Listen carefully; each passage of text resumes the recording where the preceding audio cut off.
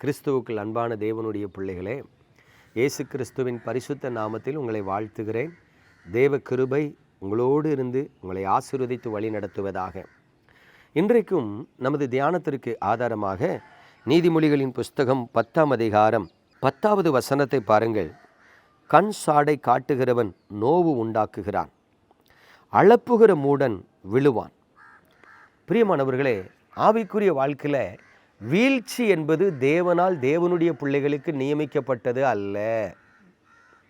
தேவன் எப்பொழுதுமே தம்முடைய பிள்ளைகளை கை தூக்கி எடுக்கிறவர், விழுந்தவனை கை தூக்கி எடுக்கிறவர், விழப்போகிறவனை விழாதபடி தாங்குகிறவர், மடங்கடிக்கப்பட்டவனை கூட தூக்கி விடுகிறவர், ஒரு மனிதனை பரிசுத்தவனாக்கி நீதிமானாக்கி உத்தமனாக்கி அவனை ஆசீர்வதிக்கிறவர்.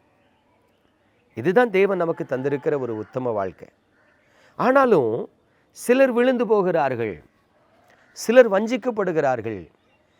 ஏன் விழுந்து போகிறாங்க? எதற்காக வஞ்சிக்கப்படுறாங்க? அந்த காலத்தில் ஒரு பழமொழி சொல்லுவாங்க, யானை வரும் பின்னே மணி ஓசை வரும் முன்னே அப்படிம்பாங்க. அதே போல் ஒரு மனிதன் பாவத்தில் விழுந்து போகிறான்னா அவன் பாவத்தில் விழுகிறதுக்கு முன்பு அவன் இருதயமானது தடுமாற ஆரம்பிக்கும், அவன் சிந்தை தாறுமாறாக யோசிக்க ஆரம்பிக்கும், அவனுக்குள்ள முதலாவது பாவ போராட்டங்கள் வர ஆரம்பிக்கும். அவனுக்கு விரோதமாக எழும்புகிற அந்த பாவ போராட்டங்களை அவன் எதிர்த்து நிற்கணும். அவனுக்கு விரோதமாக வருகிற பாவ போராட்டங்களை அவன் கடிந்து கொள்ளணும். அவனுக்கு விரோதமாக எழும்புகிற அந்த பாவ போராட்டங்களை சீனு அவன் வெறுக்கணும்.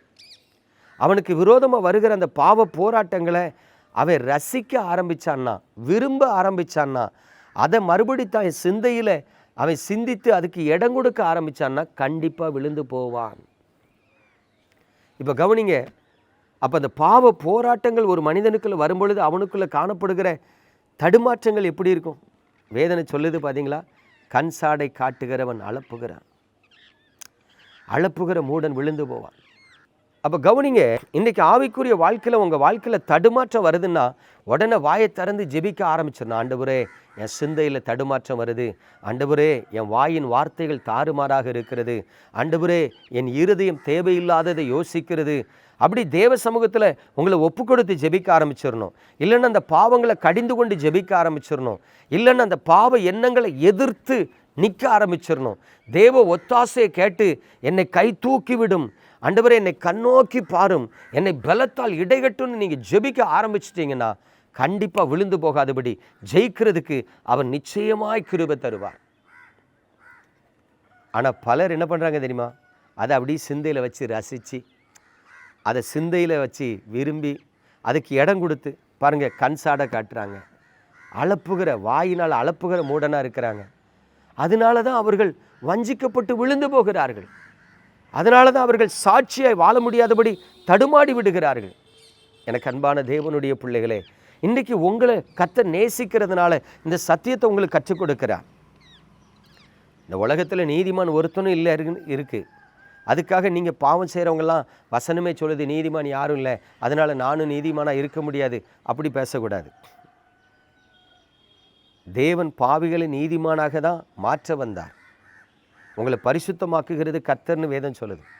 அப்போ உங்கள் வாழ்க்கையை தேவனுடைய வசனத்துக்கு முன்பு நிறுத்தி நோக்கி பார்க்கணும். இந்த வசனத்தின்படி உத்தமமாக வாழ்கிறேனா? இந்த வசனத்தின்படி சாட்சியாக ஜீவிக்கிறேனா? இந்த வசனத்தின்படி என் இருதயம் சுத்தமாக இருக்கா? நீங்கள் கவனித்து பார்த்து ஆராய்ஞ்சு பார்த்து குறைவுகளை கண்டா தேவ சமூகத்தில் குறைவோடு இருக்கிறேன்ப்பா எனக்கு உதவி செய்யுங்கன்னு கேட்டு நீங்கள் ஜெபிச்சிங்கன்னா அவர் உங்களை பலப்படுத்துவார். வசனத்தில் சொல்லியிருக்காரலாம், நான் உங்களை பலப்படுத்தி உனக்கு சகாயம் பண்ணுவேன். அப்போ உங்களை பலப்படுத்தி சகாயம் பண்ணுகிற தேவன் இருக்கிறபடியினால் நீங்கள் அவரை உறுதியாக பிடிங்க. தடுமாற்றம் வரும், அதை சிந்தித்து அதுக்கு இடம் கொடுத்தாதான் விழுந்து போவீங்க. அளப்புகிற மூடன் விழுவான். அப்போ போராட்டங்களுக்கு மத்தியில் கர்த்தரை பிடித்து கொள்ளுகிறவன் விழமாட்டான். நீங்கள் விழாதபடி கர்த்தர் உங்களை பாதுகாக்க விரும்புகிறார். நம்ம ஜெபிப்போமா? எங்கள் அன்பின் பரலோக தகப்பனை, பரிசுத்தமான இந்த காலை வேளையில் உமது கிருபையின் கரத்தில் உமது பிள்ளைகளை தருகிறேன். ஆண்டவரே, நிற்கிறேன் என்று சொல்லுகிற எவனும் விழாதபடிக்கு என்று எழுதி வைத்திருக்கிறீரே, நாங்கள் விழுந்து போகாதபடி எங்களை காத்து நடத்துங்க. உம்முடைய பலத்த கரம் உமது பிள்ளைகளோடு இருக்கட்டும். ஒவ்வொருவரையும் ஆசீர்வதியும், ஒவ்வொருவரையும் பலப்படுத்தும், ஒவ்வொருவருக்கும் சகாயம் பண்ணும். அவர்கள் அடிமைத்தனத்தை உடைத்து அந்நிய நுகத்திலிருந்து விடுதலையாக்கி நாமத்தை மகிமைப்படுத்துகிற சாட்சிகளாய் நிறுத்தும். இயேசு கிறிஸ்துவின் அன்பின் நாமத்தில் பிதாவே, ஆமென்.